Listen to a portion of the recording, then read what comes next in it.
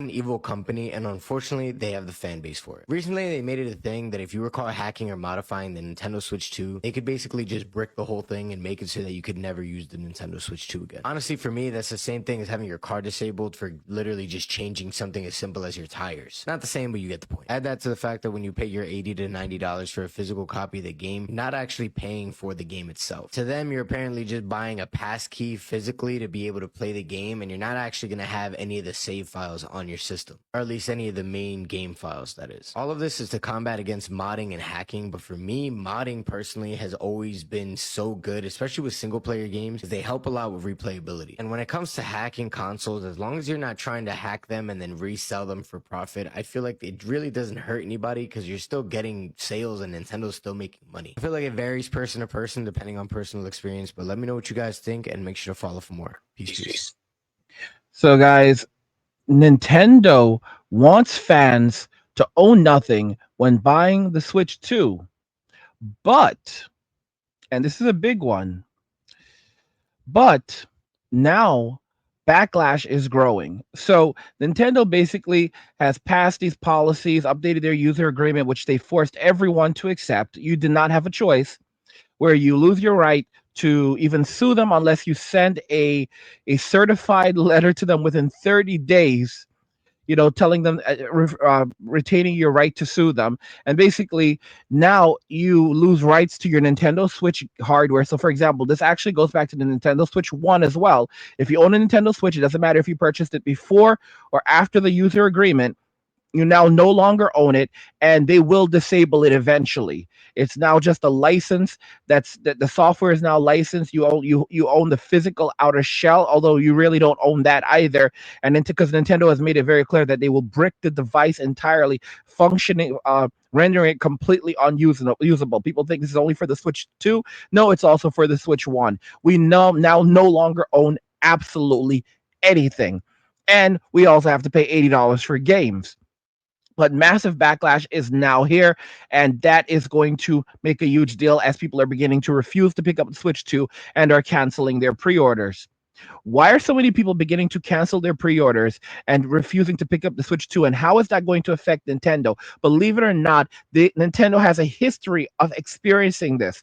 And we're going to jump into all of that. Today's video comes from Nanette TV. His channel will be linked to the description of the video, so you can go check him out and support him. Watch the end of the video to fully understand the implications of what Nintendo's doing and how that's going to affect them going forward, and may very well be their downfall. You think I'm exaggerating? I am not. Don't forget to follow us over on Rumble. Our Rumble's linked in the description of the video. And if you guys want to learn how to buy, sell, and trade crypto, go and check out Angry's Crypto Academy to learn how to make massive profit and replace your 9 to 5 with crypto. And now let's go ahead and jump into the first video. So I wanted to make this video. I just thought about something. I don't think I'm going to be buying a Nintendo Switch. I already made a video talking about that, like a Nintendo Switch 2, basically.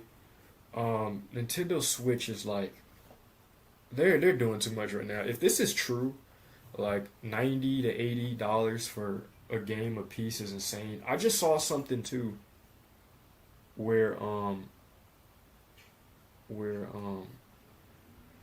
somebody said that Xbox raised up their prices. I'm like, I literally predicted this. I predicted that Nintendo Switch 2 raising their prices up was going to cause an effect. And it was going to make all the other like gaming companies like think like, wait a minute, if they're raising their prices, let me raise mine up. And it's like a follow the leader type thing. Like they're not, they're a bunch of followers, but and they're I don't know if this is true if Xbox raised their prices, but if it's true, I predicted this. I literally said this, and if Xbox did it, then Sony might be next. But at this, And one of the things that I kind of have to point out, guys, and this is a really serious thing. For example, I actually put up a poll and I asked this, it has almost 1,000 votes at the time of making this video. Is Nintendo a video game company or simply a law firm that makes video games? And the results were shocking. Maybe they shouldn't have been. 16% said video game company, a whopping 73% said law firm that makes video games. 4% said I don't know, and 8% said I don't care. And then, of course, while most people you can see vastly agree that Nintendo is not actually a company that makes video games, they are a law firm that makes video games. And that's not being cynical, that's being realistic. There were there were actually at least a couple of detractors. One of them was called Mr. Mister. He said, Nintendo is a toy company that makes video games. My response says to him was, keep believing that. He responds, said, no, Nintendo is indeed a legit toy company. Look up their history when they made Handfuda cards long before they created video games. Nintendo's over 100 year is a over 100-year-old Japanese toy company. My response then goes on to say, going back to even the trading card days, Nintendo had aggressive stances on expanding and protecting intellectual properties. You're just looking at things from a surface level, not from a business perspective. You are looking at things from the lens of a child, not an adult. Someone then followed up by saying, okay, responding to me saying, okay, bro, you need to chill. I agree with everything except calling him a child. We need to respect one another. Guess what ends up happening? This kid proves exactly how much of a child he is. I don't care. Like, I don't care if this is a 50-year-old man. This is a simp. That's the little homie. All right. That's the little homie. That's the little bro right there. That's the little dude right there. All right. Not too bright in the head. Okay. That's the little homie. That's the little homie. All right then. So we continue on, and let's see here. So Mr. Brigade then says, "Nah, I know I know you're with the negative Nintendo Brigade. Negative Nintendo Brigade, because I'm calling out what Nintendo's doing." He says, I know what the gaming industries are doing. Businesses are about making money. If you don't make money, how do you continue to give the quality customers wants? The customer wants. I respond by saying there's a difference between trying to make money and ruthlessly control industries, expand market share through any means necessary, and cannibalize IPs while circumventing consumer protection laws. This guy then continues by saying, responding to me, well, that's not Nintendo's fault. The market has spoken. The market has spoken. No, the market has not spoken. Other gaming companies better get on ball and compete and make great games that people desire. In other words, we all better submit and obey, because this is just what the market says now, that you will no longer be able to own your games or anything at all. Guys, this is Nintendo fans. Let me tell you what I've realized about them. You're dealing with CRACKHEADs, all right? These Nintendo is their CACK. They could care less about anything else, and they will do and say anything to shut anyone else up, because they don't want you to get between them and their CRACK. They'll do anything for it. And Nintendo knows that. And that's how Nintendo is able to push through this garbage. So someone named Ace responds to him and says, I mean, they also owned Love Hotels. So, and Mr. Mister says, responds to Ace and says, exactly. Nintendo has always been about variety, innovation, and doing different things. My response to this guy then goes on to say, you work for the system, basically the Matrix. It's your job to stop others. He's an agent of the Matrix. He's basically like Agent Smith. Um, it's your job to stop others from discussing clear violations of rights/freedoms, and instead advocate for compliance of the system's ideals, guidelines, and will. I understand now that this conversation will go nowhere. He then follows up by saying, no, I'm a consumer that's been buying and enjoying Nintendo games since 1986. So yeah, he's probably well older than I am. This is maybe like a 50-year-old man, and somewhere in that range. And I told you, it doesn't matter if he's older than I am. That's the little bro. That's the little homie. Yeah, so I've been buying and enjoying Nintendo games since 1986, so I know their worth and what that brings to the table. You guys can dwell on the corporate and business side of things, but if you consider yourselves actual gamers, you should be focused on the games and the quality they deliver. So in other words, don't focus on Nintendo's user agreements. Don't focus on Nintendo telling you that you don't own anything anymore. Don't focus on Nintendo telling you that your Switch OLED that you purchased almost 10 years ago will now be disabled remotely. No, focus only on the games that Nintendo is also now charging you $80 a pop for. And if you refuse to spend $80 a pop for Nintendo's games, which you don't own, you're a broke boy. Guys, like I said, you're not dealing with normal, rational people. You're dealing with CRCKHEADs, the equivalent Nintendo CRACKs HEADs. These people, you can't reason with them because they just want their CRACK. All right, Nintendo is their CRACK. They'll say and do anything for it. All right, and they will even steal for it. That's how these people operate. That's why I know what. That's why more and more people cannot stand the Nintendo YouTubers, because they'll keep on pushing absolute BS one way or another. That's another reason why I keep telling y'all to stop focusing on the BS that's happening around us, because we were told come 2030 you will own nothing and be happy. Guys, you will not have access to your money anymore. There will be no physical money anymore. Stores will say basically that right now what they're doing is they're basically gradually pushing us to a world where you won't be able to even use physical cash in many stores. Okay, and everything will be digital. You will pay for that's what most people are already doing. Most people already pay for things with a credit card or a debit card. All right, you go to the store and it says no cash accepted here, or you need to go to a specific machine if you want to use cash, and there's a long line at it. All right, or it doesn't even work. This is how they now operate. They don't want you using cash anymore. The only way you're going to be able to physically have assets is through cryptocurrency. Let me ask you something. When the banks collapse, and trust me, it's coming, will you be ready? Imagine waking up to ATMs that don't work, bank doors chained shut, and millions of people left with nothing. No cash, no access to their savings, and no way to survive. But it doesn't have to be that way for you. That's why I created Angry's Crypto Academy, to teach you everything you need to know about crypto so you can protect yourself and your family. You'll learn how to buy, sell, and even day trade crypto for a living.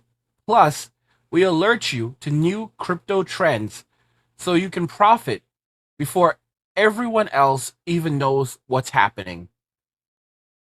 Right now, I've just published an exclusive investment guide inside the Academy, and it's linked in the description below. In it, I reveal the one coin that could make you a millionaire. A coin so revolutionary, it could change everything. If you missed out on Bitcoin and Ethereum, this is your second chance. This isn't just about financial freedom, it's about survival. When the system collapses and everyone else is selling, you'll be the one buying, prepared to weather the storm and thrive while others struggle to survive. Don't wait. This knowledge isn't optional, it's critical. The link's in the description. Go check it out now. Bro, if they gonna add $80 or $90, just add video games $100 at this point. Just make each game $100. I just think that's crazy. I don't buy video games much no more. I got a good collection now. Like last year, I bought 2 video games, and I got the third video game as a gift. But when it comes to certain video games, I really think to myself, is this worth it? Am I going to continue to keep playing this? Like, Now, this is a very good point. All right, this is an amazing point, guys. He said last year he bought 2 video games, and he got the third video game as a gift. The average consumer is not picking up 10 Nintendo games a year, 15 Nintendo games a year, 20 Nintendo games a year. I purchased like somewhere between 50 and 60 Nintendo games last year, just physically, not even including the digital, because I usually buy both the digital and the physical. I purchased between 50 and 60 Nintendo physical games last year. If you count the digital, then it's over 100. And on Steam, I purchased just under 1,000 games last year. And that's just on Steam, not counting GOG. I have over 1,100 games on Steam that I've purchased in less than the last year. In less than the last year, I purchased over 1,100 games on Steam, and on GOG, in less than the last year, I've purchased over 400 games on GOG. The average person doesn't buy this many games. The average person only picks up a couple of games, 1 or 2 games here and there, and that's about it. Nintendo thinks that they're going to be able to charge $80 or $90 and then tell people that you don't own anything and that we're going to take this. They're out of their damn minds. And then for enthusiasts like me who basically love Nintendo software, not Nintendo hardware, like even like the Joker that was making all of this nonsense, these people, they probably don't buy as many Nintendo games as I do, and some people, like for example, Hector has even more games than I do. Hector, who helps to design, make videos on the channel. I mean, this guy has he has way more. He has more videos than I do. He has way more videos than I do. He has more Nintendo games than I do. And it's crazy. It's absolutely Mogbo. It's absolutely insane how many games he has. And it's like you think that people are going to, and he's like, he's not getting ready to upgrade to the Nintendo Switch 2 either, and he may not upgrade. Guys, these people are screwed. Nintendo does not seem to understand how stupid they are for what they've done. And the crazy thing is that this is a pattern of behavior that is actually very, very common for Nintendo. Nintendo actually goes in patterns. Okay? So basically they'll have a hit and then they'll fail and then they'll go up and down. This is a pattern, a cycle for Nintendo. This is what Nintendo always does, which is something that people may not even realize. Like, I made another poll, and the poll was basically, this one's recent at the time of making this video. Fanboys alone cannot sustain the Switch 2's momentum. If regular consumers abandon it, the Switch 2 will flop. Do you agree or disagree? Right? And now here's the thing. 340 votes so far, and there's only 4% that disagree, 3% that don't know, 8% that don't care, a whopping 85% agree. If we look at some of the comments, this is the pinned comment right now from Cake. He says, fanboys are like Sims. As soon as the going gets too tough, they'll also abandon ship. They'll act like they're one of us, shaking my head. And I responded by saying, this is exactly what happened with the 3DS and Wii U. As soon as the going got too much, Nintendo's Sims did exactly what you said and jumped ship while never looking back. Nintendo was shocked that their fanboys had abandoned them, and ironically, it seems like they still haven't learned their lessons yet. And Cake said something unbelievable, and this is such an insane point that he made. He said, "Angry guy, notice that Nintendo has a pattern. With every innovation that ends up as a hit, it's always followed by a flop or something that didn't do that well. Nintendo 64 was a hit. And then they had the GameCube, which was a massive flop. Okay? It was not that bad, but still, it was a flop. It was an absolute flop for Nintendo. Nintendo had a hit with the Wii. And then the Wii was a massive success and made massive amounts of money for Nintendo. And then they had the Wii U, which was a massive, absolute flop. No ifs, ands, or buts about it. All right. Nintendo had the DS, which was a hit. Then they had the 3DS, which was goodish, but not at the level of the Nintendo DS. And when it initially came out, it was an absolute flop. It was only after Nintendo made a significant reduction in the price, where they dropped it like almost $100, I think within like 6 months of them releasing it. Then they got frightened because the sales were so bad. And and he says that based on this alone, I was already expecting something similar to happen with the Nintendo Switch 2. Now, keep in mind, with the Switch 2, with the Wii U and the 3DS, with the Wii U, it wasn't more of an issue with people understanding what the Wii U was. Nintendo did not properly explain the Wii U to the consumer. People didn't know if it was a console, if it was a tablet, if it was a hybrid. They didn't understand what it was, and as a result, they stayed away from it.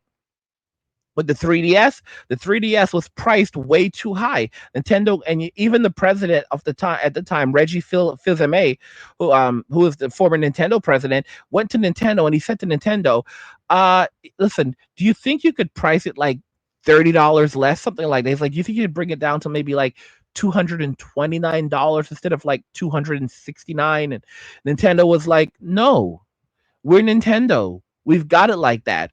And he's like, listen, bro, this is not a PSP. This is a 3DS. I don't think it's going to sell well at this price. They didn't listen to him. They priced it at this higher price. What ended up happening?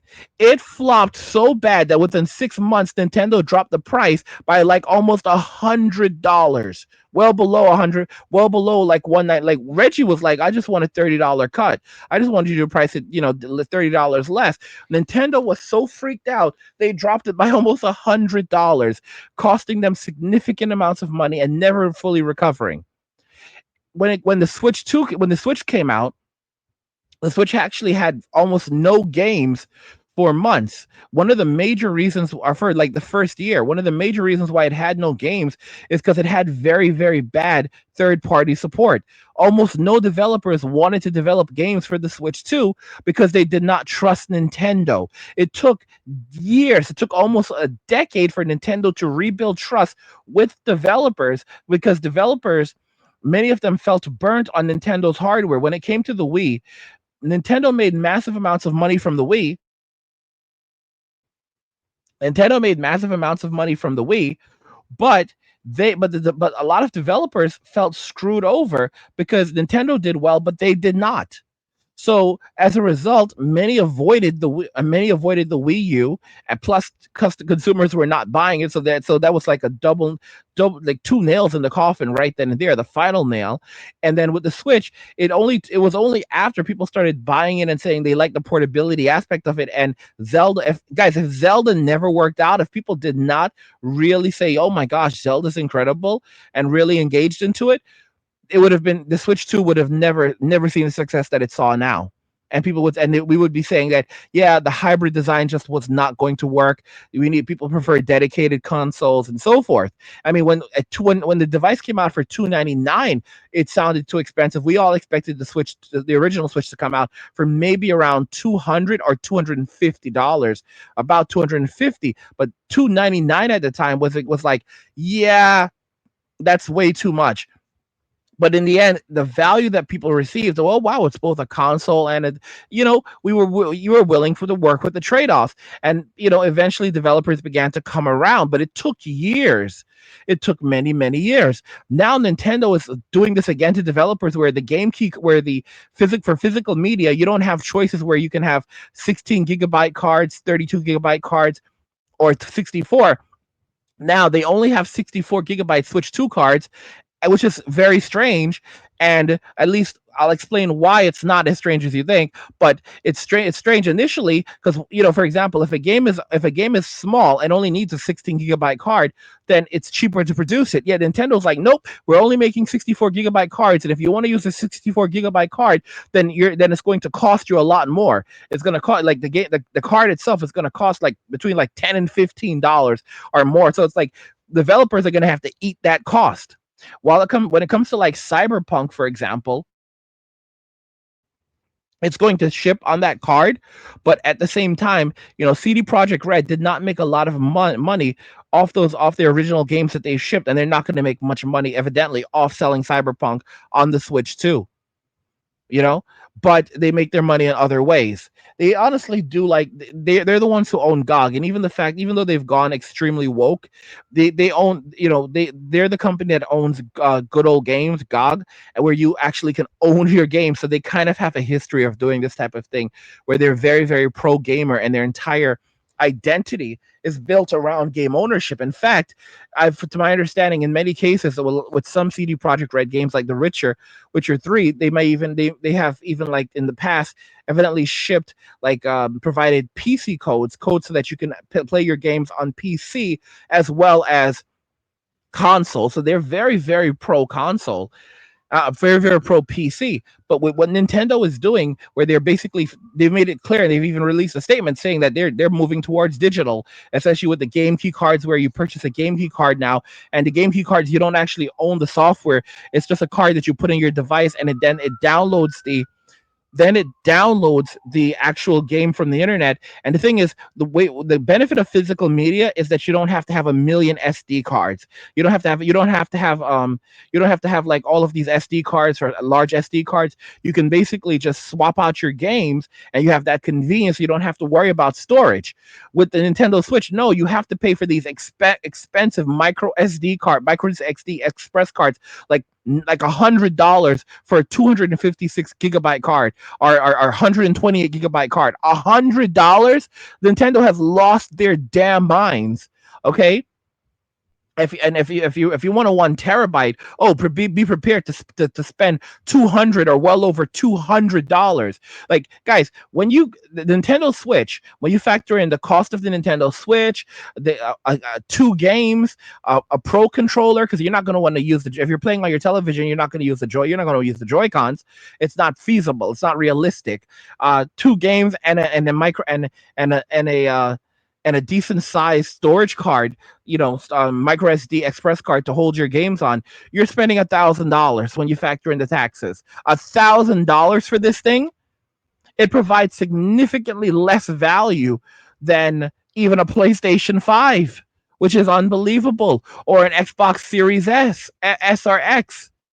And Nintendo has always been about value and making the consumer feel like they're getting more than they're paying for, where now the consumer is being told that they don't own anything, and that they're going to be perpetually paying Nintendo forever, and they do not have a right to challenge Nintendo in court either.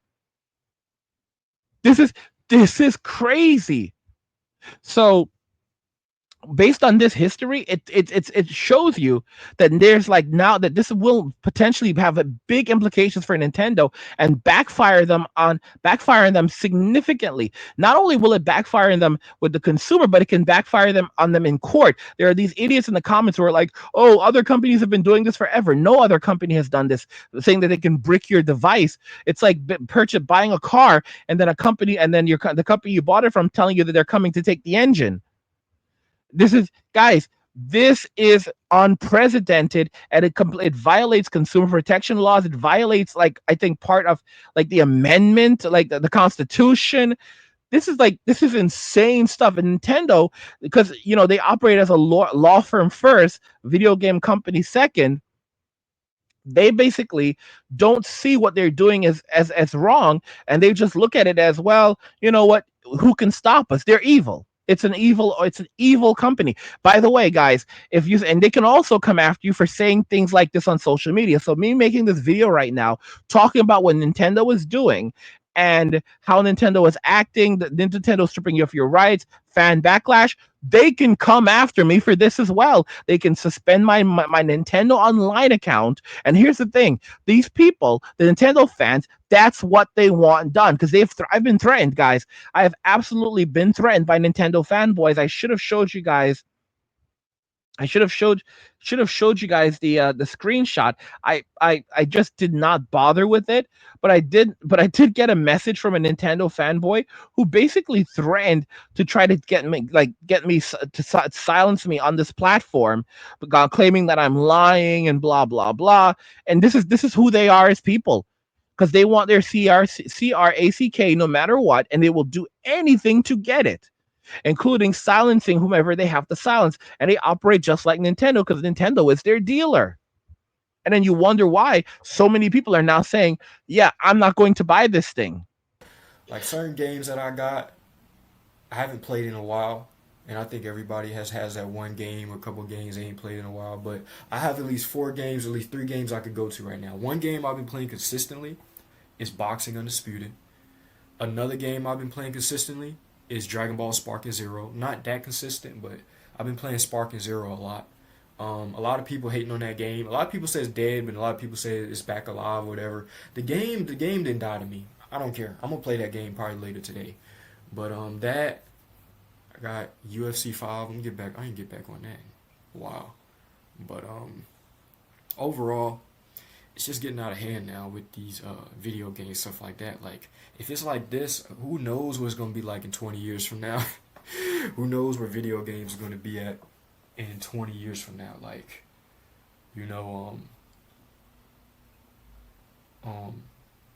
prices of things is getting crazy.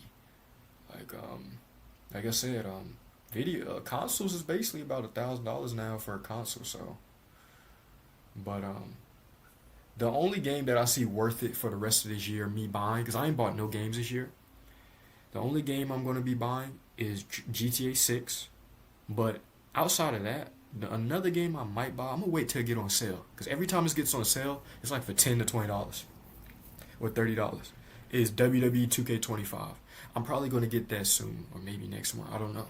But WWE 2K25 and that's probably it. But I'm just waiting for GTA 6 for real, for real. That's probably the only game I'm buying. But I saw some. I don't know if this game gonna be.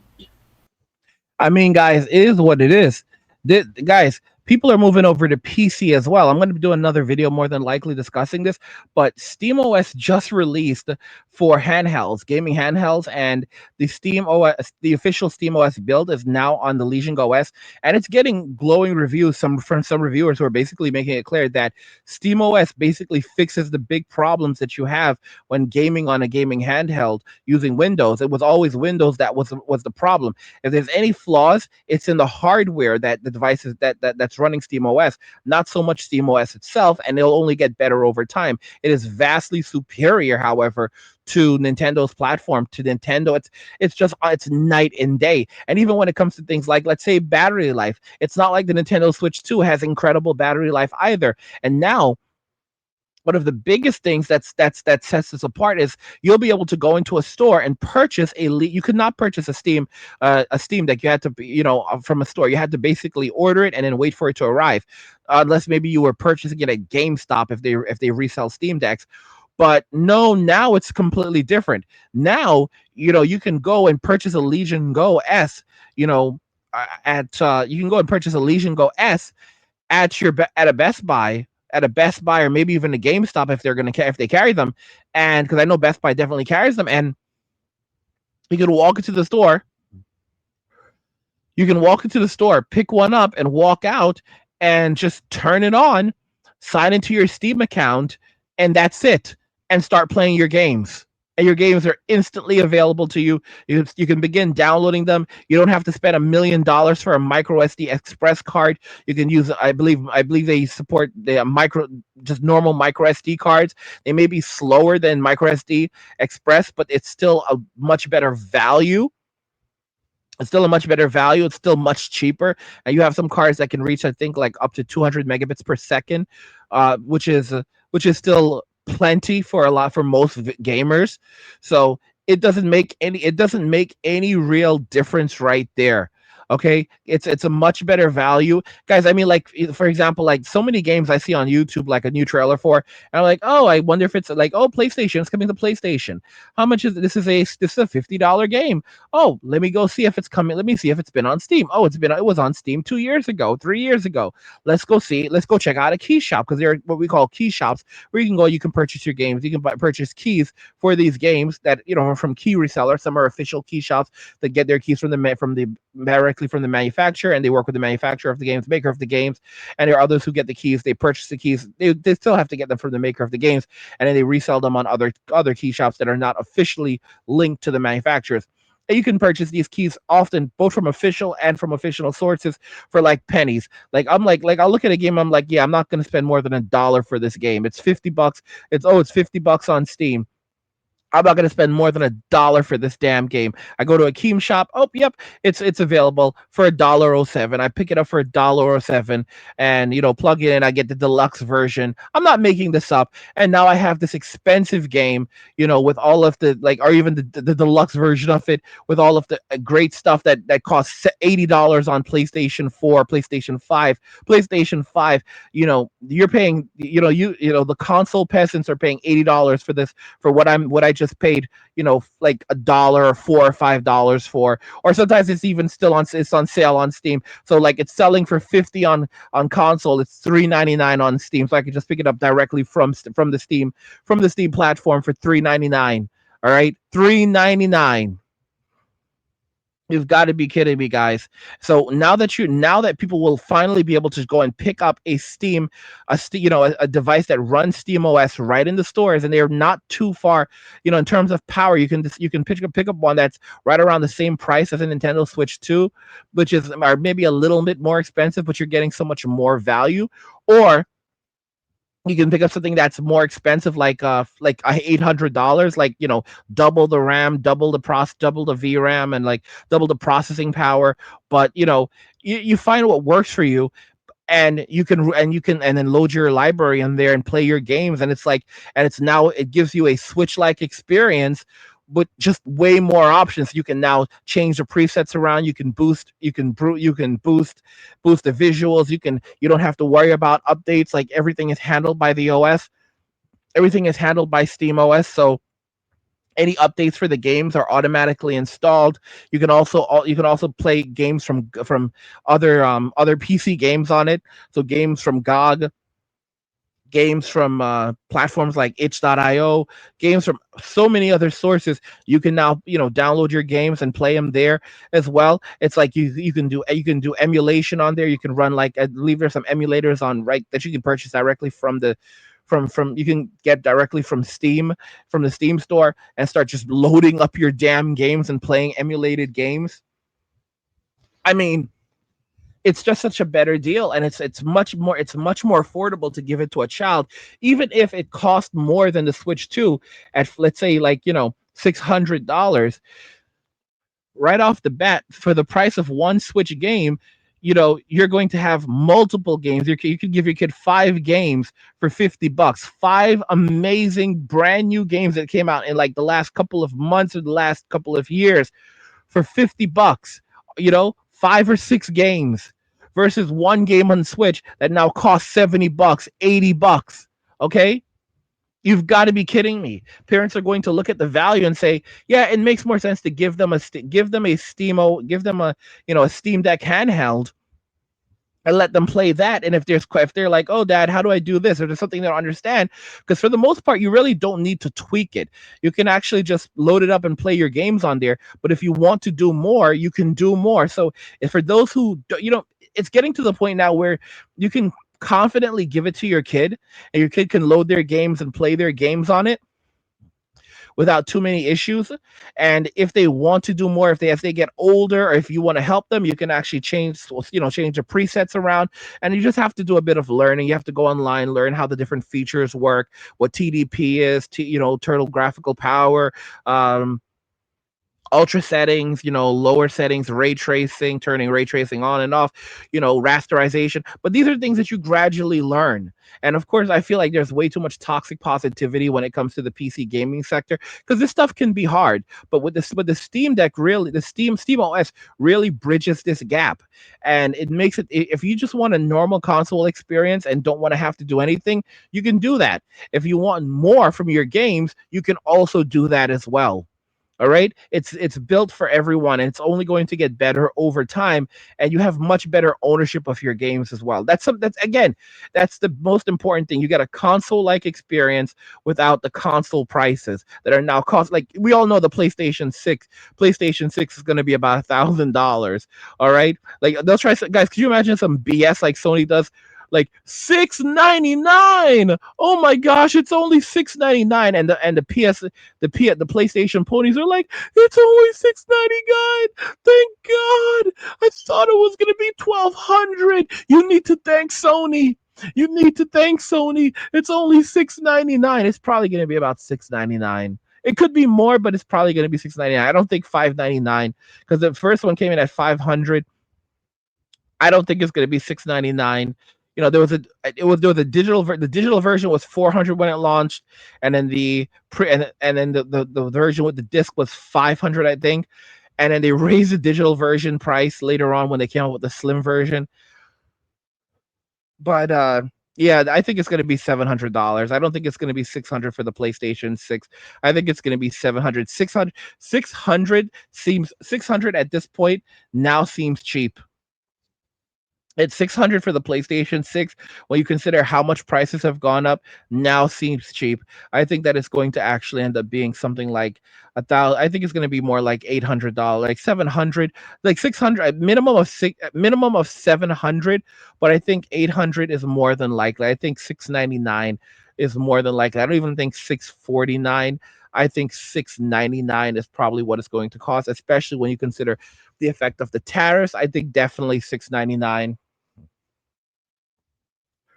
And be grateful if it even ships with a controller and the power brick for it, because they might try to sell those things separately. You'd be like angry or out of your mind. No, we can honestly see them trying to sell the controller separately, saying things like, oh, it's still, you can use it with your previous PlayStation 5 controller or even a PlayStation 4 controller, so you don't actually need. But if you want to experience the power of the new Dual Shock 2, our Dual Sense 2, then you can pick one up separately, and that's going to be $100 or $129.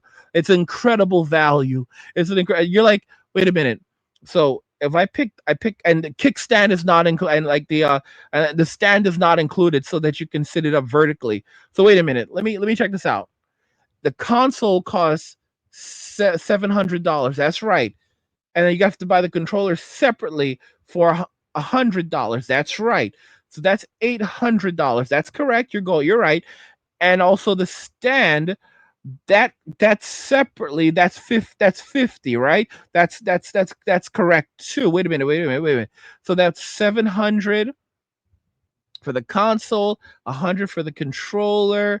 So that's so yeah. So now we're up to what was it, 850. It's incredible value, and I haven't even purchased any games yet. And how much are the games? They range between 80 and $100, because we're going to see $100 games. Wait. So the minimum for your games is $80. That's correct as well. It's a wonderful value. Wonderful value. So you're telling me that for the PlayStation 6 with a controller and the vertical stand and two games, or even one game, all right? Yep. All you don't need you need to learn how to consider. You need to learn how to budget your money, man. You need to learn how to budget your money. Okay, with a single game, I'm gonna spend about $1,000. That's correct, and that's such a wonderful value. Congratulations, and welcome to the family, or welcome back. It's like that song from Mace, "Welcome back, welcome back, welcome back." Without the Diddy, because he's not with us. He's not out and about anymore. But you get exactly what I'm saying, y'all. All right. Nintendo wants fans to own nothing when buying the Switch 2, but major backlash is brewing, and the difference this time is that people will have options. Don't forget that there's also, we've seen pictures of the prototype for the Nintendo for the new ROG Ally 2, and evidently there's going to be an Xbox version which will run Xbox, which will allow you to play Xbox games, or game or Windows games that are for Game Pass games and so forth. Basically, you'll be able to play Xbox games alongside Steam games, and that's another thing. That's another very major thing. So there's Steam OS, and there's also this experience where you'll be basically able to play your PC games and your Steam games and your Xbox games all on one device, and that's supposedly coming later this year. Maybe not, but probably later this year, because we've seen prototype images for it. So that's something to consider. And then Sony has been asking a lot of questions about gamers, how gamers feel about the Nintendo Switch 2. They've been putting up polls and collecting data on that. It's kind of like they're planning on releasing their own handheld device. Yeah, I'm just being a little facetious.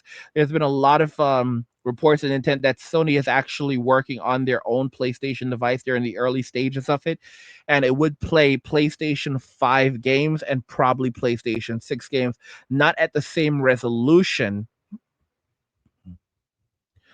not at the same resolution as let's say on a PlayStation 5, but they would be able to play PlayStation 5 games. So, if you pick up a PlayStation, you go and you pick up a PlayStation, a PSP 6, like that's exactly what it may very well be called, the PSP 6, you know, and you're like, wait a minute, what about all the other PSPs? Well, they're not naming it based on the iteration. It's basically the PlayStation Portable 6. So the portable that's a great name for it. Don't call it the PlayStation, the PSP 2 or PSP Vita or PS Vita. Call it the PSP 6. And I think that would bring a lot of people in. Like, I'm gonna go pick up the PSP 6. All right, it's the portable version of the PSP.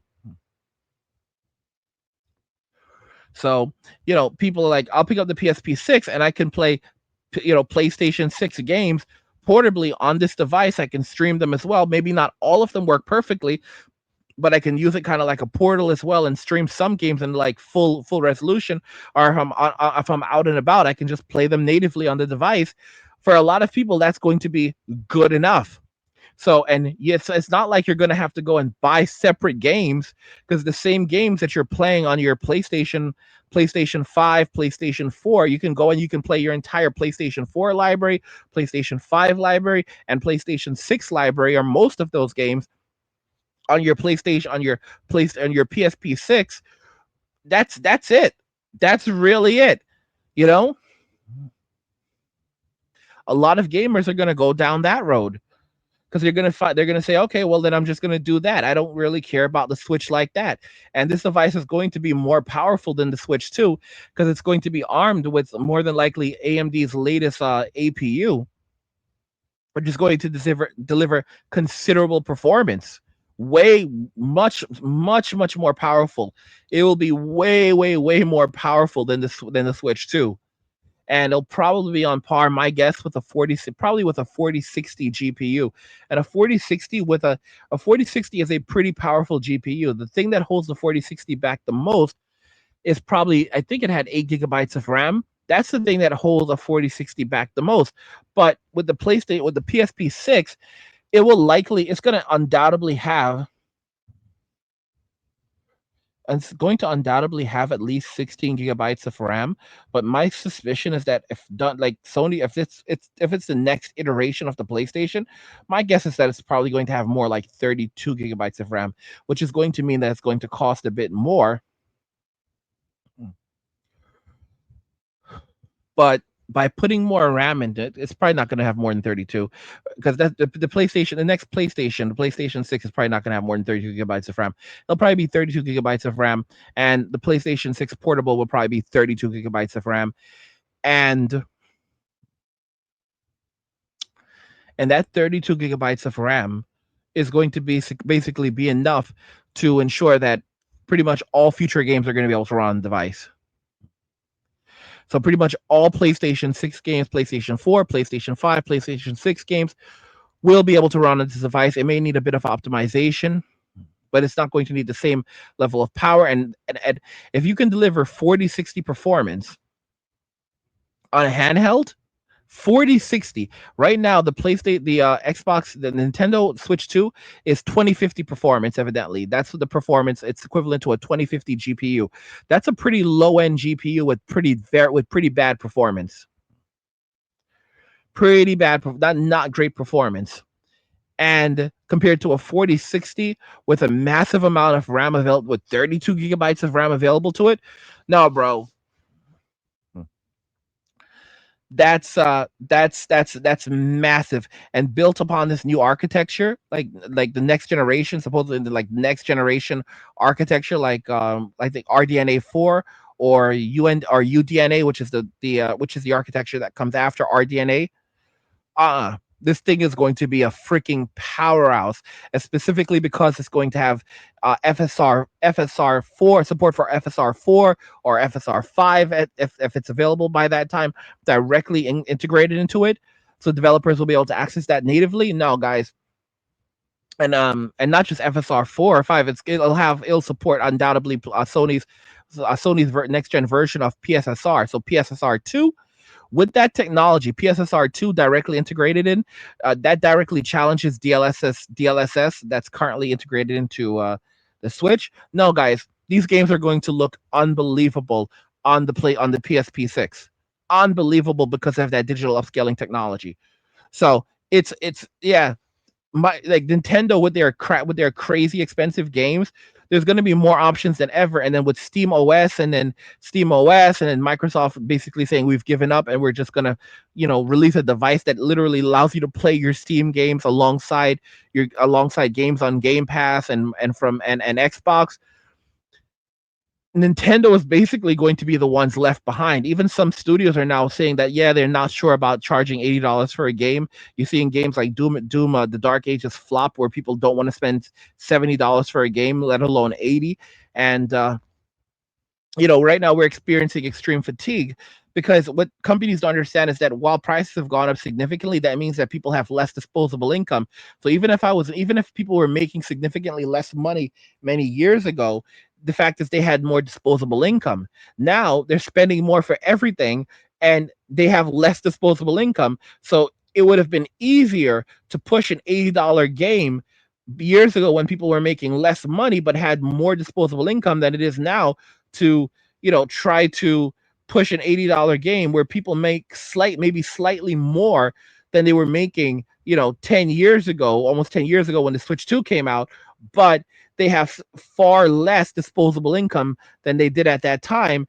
And Nintendo thinks that they think that casual players are going to basically work long hard jobs so they can play Mario Kart versus buying the same game for $4 on Steam. The game that you don't own, and Nintendo has made it clear they are going to take away from you. Just as long they're going to take away from you, they're going to nuke your hardware. You've got to be kidding me. I think I've pretty much made up my mind at this point that I will not be getting a Nintendo Switch 2, and I'm going to have to just suck it up, go back to GameStop, see if I can try to get a refund of my money, take the receipt, yeah, I want a refund. I'm not gonna be picking up the Switch 2. Give it to someone who wants it. So what are you gonna do instead? Oh, I'm gonna go buy a Legion Go S. Yeah, I'm gonna go buy a Legion Go S, and I don't even need it right. I do not need a Legion Go S right now. I have my beautiful gaming PC, so I really don't even need to pick up a Legion Go S right now. There's no reason for me to pick up a Legion Go S at all. Zero. There's zero reason for me to pick up a Legion OS because I've got my gaming PC. I'm doing emulation now. I'm still learning because I just was never big into emulation, but now I'm forced to learn, and I'm doing okay so far. You've got all these things, you got like Vulkan that you've got to set up and all kinds of crap to get things working well. But it's better than dealing with Nintendo. And I'm strongly considering selling off my Nintendo Switch collection. I have over 70 brand new Nintendo Switch games. Just selling it at a loss, recouping as much as I can, but probably still selling at a loss if I can. If I can do that to recoup all of my as much money as I can. I don't mind taking a $500 hit on it. If I only take $500 hit on it, I would be perfectly fine with that. And just getting rid of that and getting out of Nintendo and never looking back. I'm done with Nintendo. Don't care about them anymore. I won't be there's a Nintendo Direct evidently coming up next month.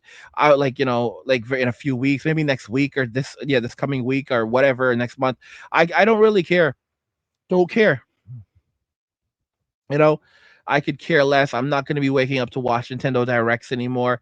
I don't give a damn about Nintendo. I'm watching indie Directs now. There are these amazing indie Directs. We actually have a video dropping very soon that's going to be looking at this. There was an indie Direct from 6-1. I think that's what they're called. And it was a massive indie Direct where all these indie studios came together and they showed off their titles. I was just blown away. And indie is very much the future right now. And GOG platforms like GOG, and I hope that more itch.io more will begin to grow out and people will basically deviate away from this garbage, because if you don't own anything, if you're like you don't own anything, then I'm not going to give you my money. I'll buy older consoles, I'll stick with emulation, I'll play homebrew games, I'll stick with indie. And it's that's why they want to shut down Steam, because they don't want you to they want to shut down Steam, and if they shut down Steam then they'll go after GOG, but they don't have that kind of power. They're very, very corrupt and they're violating consumer protection laws right now. And hey, maybe the companies, maybe the state will win, and we'll just basically be put on. We'll basically, because we're already like indentured servants, we'll basically have to live under their tyranny completely and have zero rights. But or people are going to start fighting, and major backlash is going to result in companies like Nintendo, specifically Nintendo, being investigated as for antitrust and potentially facing serious consequences and fines and oversight, in the future. But again, we'll see how things play out. We will see. We shall see. But guys, let me know what you think regarding all of this, because Nintendo wants fans to own nothing when buying the Nintendo Switch 2. However, they are now seeing backlash growing among fans who are saying they're not going to buy a Nintendo Switch 2. They're pretty much done with Nintendo. They may pick up a Steam OS handheld, and Nintendo's success goes in cycles. They get one right, and then they have a flop. They get one right, and then one does okay, but it's not like the success of the other one. They get one right, does really really successful, and then they have a massive flop. They do one, and they go through these cycles. But Nintendo has never gone to this point before when it comes to IPs. Look at the whole situation with Pal World, where they're trying to basically say that they own the rights to Pokemon, like anyone throwing a ball to capture a monster, even though they filed these patents well after Pal World came out. And there were many games before Nintendo, before Pokemon, that had monster catching mechanics. But yeah, let me know your thoughts. We'll talk about it in the comments. Like the video if you like it. Don't forget to subscribe. And if you like the video, share the video. And just remember that all roads lead to MWA, men walking away. And cheers. We're gonna play the nothing says you care like crypto. Nothing can compare song in just a moment. But I just kind of wanted you to feel, what others have been feeling and dealing with for so long. Cheers. Nothing says you care like crypto. Nothing can compare. Nothing says you care like crypto. Oh, nothing can compare to crypto.